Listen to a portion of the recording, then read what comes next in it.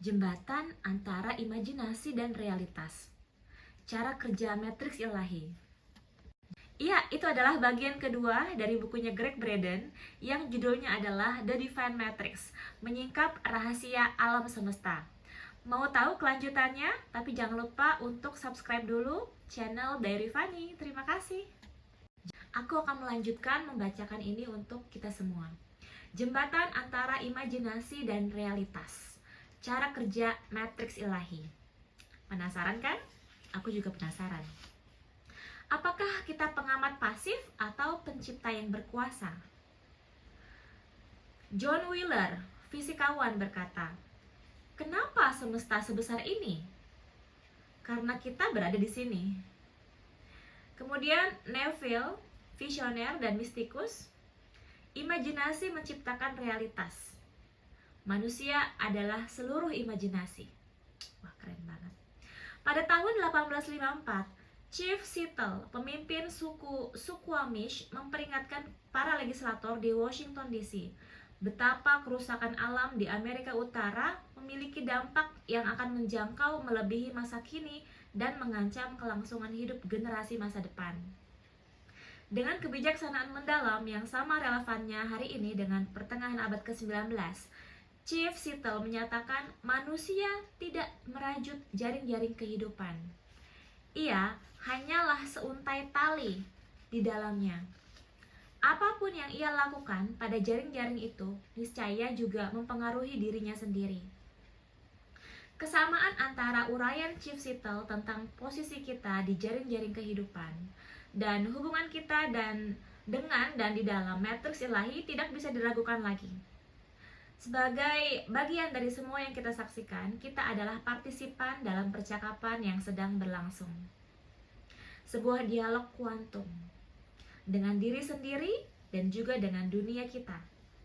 Dalam pertukaran kosmik ini, emosi, doa, dan keyakinan kita senantiasa merepresentasikan bahasa kita pada semesta. Dan segala sesuatu, mulai dari kebugaran tubuh sampai perdamaian dunia, adalah jawaban yang diberikan oleh semesta pada kita. Apa yang dimaksud dengan berpartisipasi dalam semesta? Sebagaimana telah disebutkan di bab sebelumnya, fisikawan John Wheeler berpendapat bahwa kita tidak hanya memainkan sebuah peran di dalam semesta partisipatori, melainkan juga mengisi peran utama. Kata kunci dari pernyataan Wheeler adalah participatory. Dalam semesta semacam ini, Anda dan saya merupakan bagian dari persamaan. Kita sama-sama menjadi pemicu atas kejadian-kejadian di dalam hidup kita, sekaligus mengalami apa yang kita ciptakan. Dan kedua hal ini terjadi secara bersamaan. Kita adalah bagian dari semesta yang merupakan sebuah karya yang sedang berproses. Aku ulangi lagi karena ini bagus banget. Kita adalah bagian dari semesta yang merupakan sebuah karya yang sedang berproses. Dalam penciptaan yang terus berlangsung ini, kita adalah kepingan-kepingan kecil semesta yang melihat dan membangun dirinya sendiri. Pandangan Wheeler membuka pintu menuju sebuah kemungkinan yang radikal. Jika kesadaran mampu mencipta, berarti alam semesta sendiri adalah hasil dari kesadaran. Meskipun pandangan Wheeler diajukan belakangan di abad ke-20, sulit bagi kita untuk tidak memikirkan kembali pernyataan Max Planck pada tahun 1944 bahwa segala sesuatu eksis karena pikiran cerdas atau intelligent mind yang ia sebut matriks semua materi. Pertanyaan yang mendesak untuk ditelisik di sini sederhana saja, apa itu pikiran? Dalam semesta partisipatori, tindakan memfokuskan diri pada kesadaran atau saat kita melihat ke suatu tempat dan menelitinya merupakan tindakan penciptaan di dalam dan melalui dirinya sendiri. Kitalah yang mengobservasi dan mempelajari dunia kita. Kita berada di dalam pikiran, atau setidaknya bagian dari pikiran yang lebih luhur. Sebagaimana yang dideskripsikan Planck, kemanapun kita melihat, Kesadaran kita menciptakan sesuatu bagi kita untuk kita lihat. Kunci 5. Seni memfokuskan kesadaran adalah tindakan penciptaan. Kesadaran mampu mencipta. Aku ulangi lagi. Jadi kunci kelima itu adalah seni memfokuskan kesadaran adalah tindakan penciptaan. Seni memfokuskan kesadaran adalah tindakan penciptaan. Kesadaran mampu mencipta. Dalam pencarian kita menemukan partikel terkecil dari materi dan penyelidikan kita untuk memastikan ujung semesta. Kita mungkin tidak akan pernah menemukannya. Tak peduli seberapa dalam kita mengintip ke dunia kuantum atau seberapa jauh kita menjelajahi ruang angkasa, tindakan kita mencari dengan penuh harapan akan adanya sesuatu mungkin justru menjadi kekuatan yang menciptakan sesuatu bagi kita untuk dilihat. Apa konsekuensi logis dari semesta yang partisipatori? Jika kesadaran benar-benar bisa mencipta, seberapa besar kekuatan yang sebenarnya kita punya untuk mengubah dunia? Jawabannya bisa mengejutkan Anda. Visioner abad ke-20 dari Barbados yang hanya dikenal dengan nama Neville sepertinya mendeskripsikan dengan paling tepat perihal kemampuan kita untuk mewujudkan mimpi dan imajinasi ke dalam kenyataan. Melalui beberapa buku dan ceramahnya, dengan kata-kata yang sederhana dan lugas, ia menguraikan rahasia besar tentang cara mengendalikan beragam kemungkinan di dalam matriks ilahi. Menurutnya, segala sesuatu yang kita alami, semua yang terjadi pada kita atau yang kita lakukan merupakan produk dari kesadaran. Tak ada yang lain. Ia percaya bahwa kemampuan kita menerapkan pemahaman ini melalui kekuatan imajinasi menjadi satu-satunya penghubung antara kita dan keajaiban di dalam kehidupan. Sebagaimana matriks ilahi menyediakan wadah untuk alam semesta, Neville mengatakan bahwa mustahil sesuatu terjadi di luar wadah kesadaran ini. Betapa mudah untuk berpikir sebaliknya. Segera setelah aksi teroris 11 September di New York dan Washington DC, pertanyaan yang muncul di benak semua orang adalah mengapa mereka melakukan hal ini kepada kami? Dan apa yang telah kami lakukan kepada mereka? Kita berada pada periode sejarah ketika sangat mudah untuk memaknai dunia lewat istilah mereka dan kami. Dan berandai-andai seberapa buruk hal yang bisa terjadi pada orang-orang baik.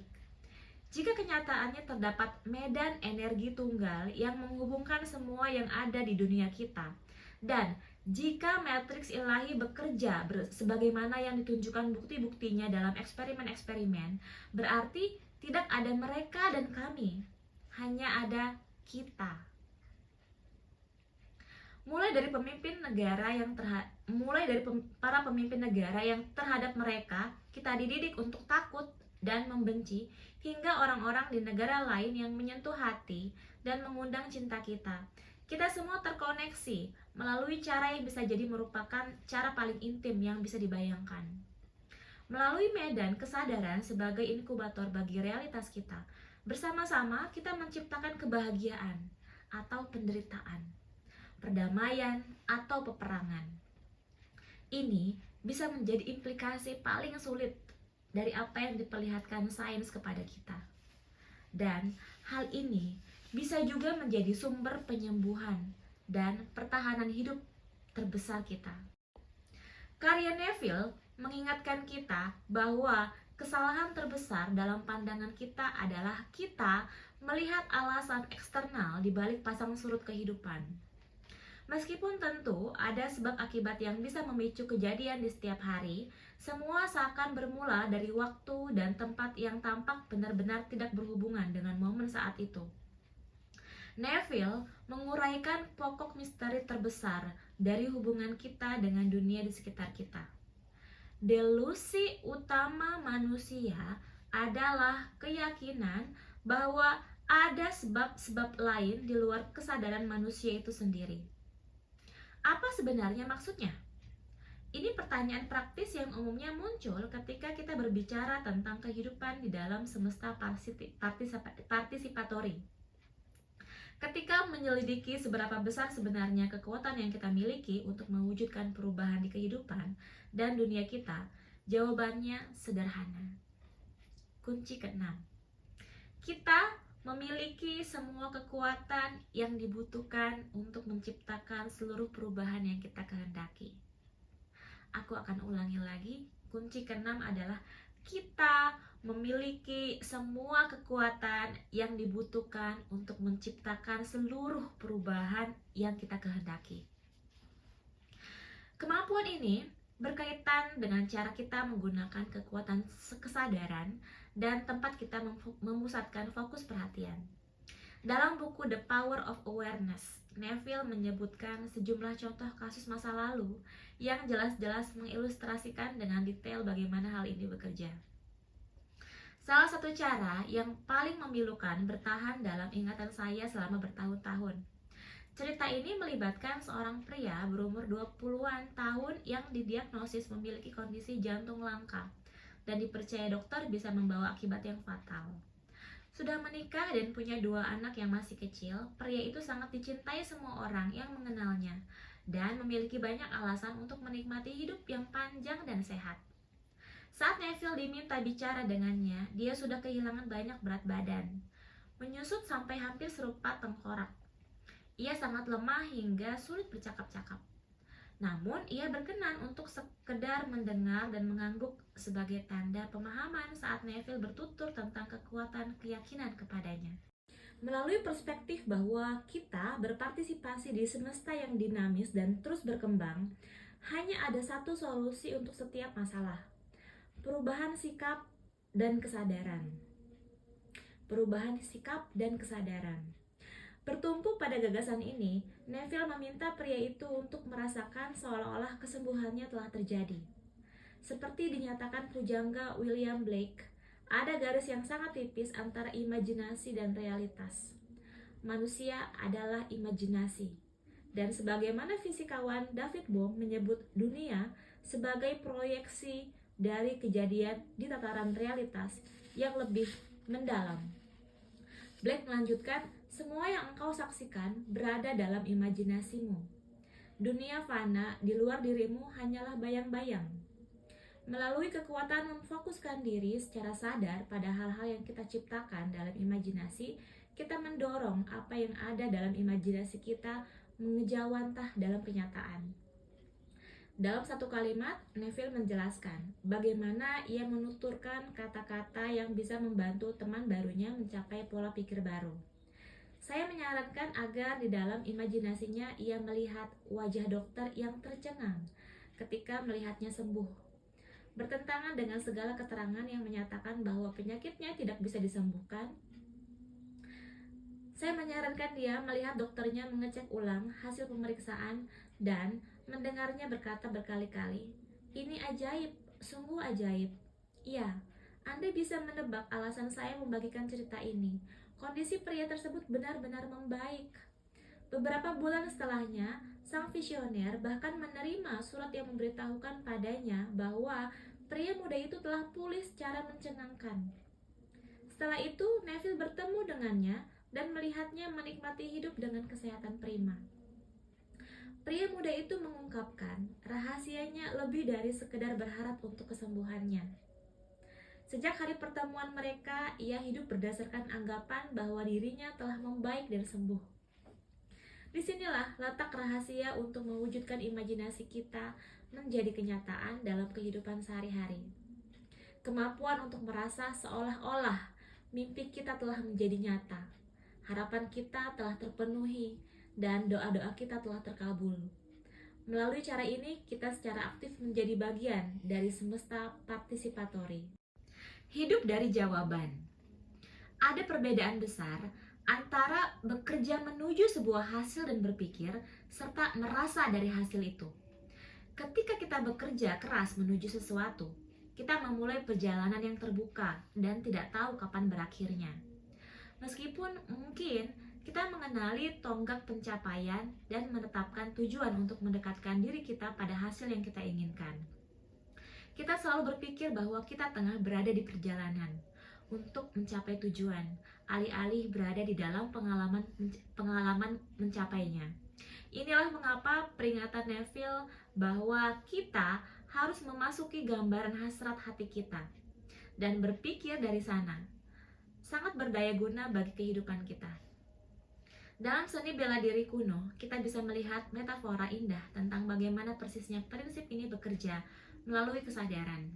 Anda pasti pernah melihat pertunjukan para seniman bela diri memadukan daya konsentrasi dan kekuatan fisik ke momen fokus tunggal di mana mereka bisa menampilkan kemahiran tertentu, seperti menghancurkan blok beton atau tumpukan kayu yang seharusnya mustahil dilakukan.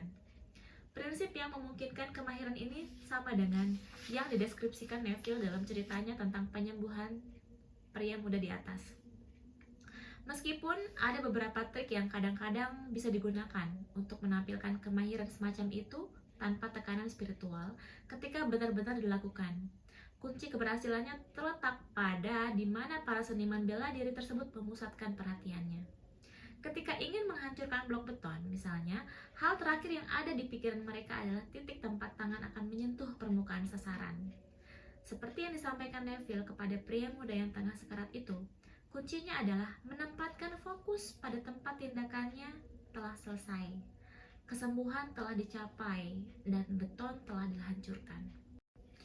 Para seniman bela diri melakukan hal ini dengan memusatkan kesadaran pada satu titik di balik dasar blok beton. Satu-satunya cara tangan mereka bisa mencapai titik itu adalah dengan melewati ruang di antara mereka dan titik tersebut. Fakta bahwa ruang itu berisi benda padat, seperti blok beton, menjadi kurang penting.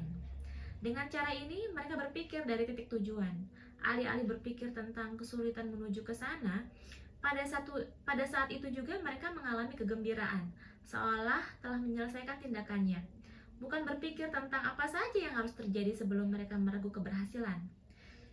Contoh sederhana ini menghadirkan analogi kuat tentang bagaimana persisnya kesadaran bekerja. Saya sendiri mengalami prinsip ini ketika berada di usia awal 20-an tahun. Pada masa itulah pusat hidup saya berbalik dari bekerja di pabrik tembaga dan bermain di band rock menuju fokus spiritual dan kekuatan batin.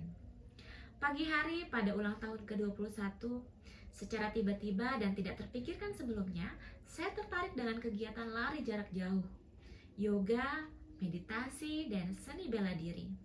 Dengan menggebu-gebu, saya mulai mengikuti keempatnya secara bersamaan, dan semuanya menjadi pilar yang saya pegang erat kapanpun dunia terasa runtuh di sekitar saya. Suatu hari di dojo atau studio bela diri, sebelum kelas karate dimulai, saya menyaksikan kekuatan fokus terpusat yang berbeda dengan apapun yang pernah saya lihat saat tumbuh di pedalaman Missouri Utara.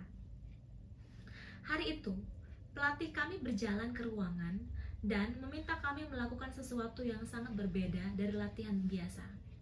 Ia mengatakan dirinya akan duduk di tengah matras tebal, menutup mata, dan bermeditasi. Ia akan merenggangkan lengan kedua sisi tubuh dengan telapak tangan terbuka mengarah ke bawah. Ia meminta kami memberinya waktu beberapa menit untuk memakukan dirinya dalam posisi T itu. Lalu mempersilahkan kami melakukan apapun untuk memindahkan ia dari tempatnya. Laki-laki di kelas kami kalah jumlah dari perempuan, sekitar 2:1, dan memang ada semacam persaingan antar gender. Tetapi hari itu tidak ada pemisahan semacam itu. Bersama-sama kami semua duduk di dekat pelatih, diam dan tanpa gerak. Kami menyaksikan ia berjalan santai ke tengah matras, bersila, merentangkan tangan, dan mengubah pola napasnya. Saya pun merasa kagum dan mengamati dari dekat saat dadanya mengembang dan mengempis. Kian lambat dan semakin lambat di setiap hembusan napas sampai sulit untuk memastikan apakah ia benar-benar bernafas. Diiringi anggukan tanda setuju, kami mendekat dan mencoba untuk memindahkan sang pelatih dari tempatnya. Mula-mula, kami berpikir ini akan menjadi hal yang mudah, dan hanya sebagian dari kami yang perlu mencobanya. Namun, setelah mencengkram lengan dan kakinya, lalu mencoba mendorong dan menariknya ke arah berbeda, usaha kami gagal total. Takjub, kami mengubah strategi dan berkumpul di satu sisi tubuhnya untuk mendorongnya bersama-sama. Hasilnya, Kami bahkan tidak bisa menggerakkan lengan atau jemari tangannya. Setelah beberapa lama, ia menghela napas panjang dan membuka mata. Kemudian, dengan senyum kecil yang membuat kami segan, ia bertanya, "Ada apa ini? Kenapa saya masih duduk di sini?"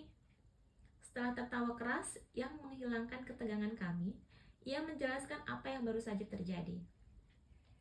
"Saat aku tadi menutup mata," katanya, "aku mendapat penglihatan yang seperti mimpi. Dan mimpi itu menjadi realitasku. Aku membayangkan dua gunung, satu di masing-masing sisi tubuhku. Aku sendiri berada di antara dua puncak gunung itu." Saat ia berbicara, segera saya melihat sebuah gambaran di mata batin saya dan merasa ia mengilhami kami dengan pengalaman langsung dari penglihatannya. Ia lalu melanjutkan, "Aku melihat rantai mengikat kedua pergelangan tanganku, yang ujung-ujungnya terikat di masing-masing puncak gunung. Selama rantai itu ada, aku akan tetap terkoneksi dengan kedua gunung itu, dan tak seorang pun bisa menggerakkanku." Pelatih kami memandangi wajah-wajah kami yang terperangah. Dengan seringai lebar, ia menyudahi, "Kelas yang berisi murid-murid terbaikku pun tidak akan bisa menggerakkanku."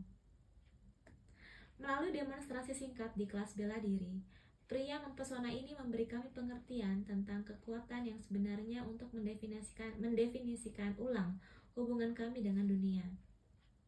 Pelajarannya bukan tentang bereaksi atas apa yang ditunjukkan dunia pada kita, melainkan lebih pada upaya menciptakan aturan-aturan kita sendiri demi apa yang kita pilih untuk dialami. Rahasianya adalah pelatih kami menempatkan dirinya sendiri dalam perspektif telah terpaku di satu tempat di matras itu. Pada momen itu, ia hidup dari hasil meditasinya, sampai ia memilih untuk menghancurkan rantai di dalam imajinasinya. Tidak akan ada yang bisa menggerakkannya. Menurut Neville, pencapaian semacam itu bisa diraih dengan membuat mimpi masa depan Anda menjadi fakta masa kini. Dalam bahasa non-ilmiah yang terdengar terlalu gamblang sebagai realitas, ia memberitahu kita dengan jelas bagaimana hal ini bisa dilakukan. Tolong jangan tertipu oleh sederhananya kata-kata sang visioner bahwa untuk mentransformasikan imajinasi menjadi kenyataan, kita hanya perlu merasakan bahwa keinginan kita telah terkabul. Dalam semesta partisipatori tempat kita diciptakan, mengapa kita harus merasa sulit untuk memiliki kekuatan mencipta? Kita sekarang masuk ke banyak kemungkinan atau satu realitas. Mengapa cara kita memikirkan dan merasakan dunia bisa berpengaruh dengan cara apapun terhadap peristiwa yang terjadi dalam hidup kita? Bagaimana langkah membuat mimpi masa depan menjadi fakta masa kini? Sungguh mengubah serangkaian peristiwa yang tengah berlangsung. Jika kelihatannya dunia kita tengah mengarah pada perang, misalnya, apakah konflik tersebut benar-benar akan terjadi? Ketika tampaknya pernikahan kita akan hancur atau ketika kita ditakdirkan untuk hidup dengan kondisi kesehatan yang lemah? Apakah hasil akhir dari pengalaman itu harus terjadi seperti yang diprediksikan? Atau adakah faktor lain, sesuatu yang seringkali diabaikan, yang sesungguhnya memainkan peran signifikan terkait bagaimana kita mengalami hal-hal yang tengah berlangsung? Apakah kehidupan mengikuti prediksi kita atau memenuhi harapan kita? Kunci untuk memulai hidup dari tempat imajinasi kita telah mewujud dalam kenyataan, dan mimpi serta doa kita telah terkabul adalah dengan memahami bagaimana kemungkinan-kemungkinan eksis. Dan untuk melakukannya kita harus kembali sejenak pada penemuan sentral yang dimulai fisika kuantum tentang dunia kita. Fisika kuantum telah berhasil menjabarkan perilaku hal-hal yang lebih kecil dari atom, bahkan sangat berhasil. Seperangkat aturan telah disusun untuk mendeskripsikan apa yang terjadi di dunia yang sangat kecil dan tak terlihat ini. Meskipun sedikit dan sederhana, aturan-aturan tersebut terasa ganjil karena menggambarkan hal yang dilakukan partikel-partikel pada level subatomik. Misalnya, aturan-aturan itu menyatakan hukum-hukum fisika tidaklah universal karena dalam skala-skala kecil, apa-apa yang ada di sana berperilaku berbeda dari apa-apa yang terjadi di kehidupan sehari-hari. Energi bisa mengekspresikan dirinya baik sebagai gelombang maupun partikel, dan terkadang sebagai keduanya. Kesadaran pengamat menentukan bagaimana energi berperilaku. Sebagus apapun aturan-aturan itu, penting untuk diingat bahwa persamaan-persamaan fisika kuantum tidak mendeskripsikan eksistensi sebenarnya dari partikel. Dengan kata lain, aturan-aturan itu tidak bisa memberitahu kita di mana partikel-partikel berada dan bagaimana mereka bertindak. Aturan-aturan itu hanya mendeskripsikan potensi bagi eksistensi partikel-partikel, yaitu di mana mereka mungkin berada, bagaimana mereka mungkin bertindak, dan seperti apa mungkin sifat mereka. Dan seluruh karakteristik ini berkembang dan berubah seiring waktu. Hal ini signifikan karena kita tercipta dari partikel-partikel yang sama dengan yang dideskripsikan aturan-aturan itu. Jika kita bisa mendapatkan pemahaman tentang cara kerja mereka, barangkali kita bisa menyadari kemungkinan-kemungkinan lebih besar tentang bagaimana kita bekerja. Di sini terletak kunci untuk memahami apa yang sebenarnya disampaikan fisika kuantum tentang kekuatan kita di alam semesta. Dunia kita, kehidupan kita, dan tubuh kita eksis sebagaimana adanya karena dipilih atau diimajinasikan dari dunia kemungkinan-kemungkinan kuantum atau quantum possibilities. Jika kita menginginkan atau mengubah sesuatu, kita mesti memilih dan mengambilnya dari sub kemungkinan-kemungkinan. Di dunia kita tampaknya hanya satu dari banyak potensi kuantum yang bisa menjadi realitas kita. Pada penglihatan pelatih karate saya misalnya, ia memilih untuk memakukan dirinya di atas matras pada tempat dan saat itu, dan alhasil tidak ada yang bisa menggerakkannya. Sementara kemungkinan mana yang akan menjadi kenyataan tampaknya ditentukan oleh kesadaran dan tindakan observasi. Dengan kata lain, objek perhatian kita menjadi realitas dunia kita. Inilah area di mana Einstein sendiri mengalami masalah dengan teori kuantum. Ia menyatakan, saya pikir sebuah partikel pasti memiliki realitas yang terpisah dari penilaian. Dalam konteks ini, istilah penilaian sepadan dengan pengamat diri kita. Kunci ketujuh, fokus dari kesadaran kita menjadi realitas dunia kita. Aku ulangi, fokus dari kesadaran kita menjadi realitas dunia kita. Jelas, peran kita di alam semesta sangat penting terkait pertanyaan mengapa dunia kuantum bekerja dengan cara sebagaimana yang terdeteksi.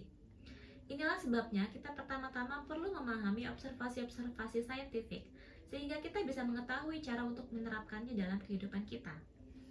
Misteri tentang mengapa kita butuh dua perangkat aturan untuk menguraikan dunia bisa ditelusuri melalui eksperimen yang pertama kali dilakukan pada tahun 1909 oleh Geoffrey Ingram Taylor, fisikawan Britania. Meskipun hampir setengah abad tuanya, eksperimen ini telah direka ulang beberapa kali. Dan setiap kali eksperimen dilakukan, hasilnya selalu identik. Eksperimen ini yang disebut eksperimen celah ganda atau double slit melibatkan proyeksi partikel-partikel kuantum melewati penghalang yang memiliki dua celah kecil di permukaannya dan melihat perubahan mereka setelah muncul melintasi celah itu. Pikiran umum mengisyaratkan ketika awalnya bergerak dari satu sisi sebagai partikel, benda-benda dalam eksperimen pun akan berpindah dalam bentuk partikel dan berakhir sebagai partikel pula. Tetapi dalam eksperimen sesuatu yang sangat tidak lazim terjadi pada titik tertentu di antara dua tempat partikel-partikel itu bermula dan berakhir. Para ilmuwan melihat ketika sebuah elektron misalnya melewati penghalang dengan satu celah saja, ia akan berperilaku sesuai perkiraan, memulai dan mengakhiri perjalanan sebagai partikel. Dengan demikian tidak ada kejutan di sini. Ini partikel penghalang dengan satu celah, target atau detektor.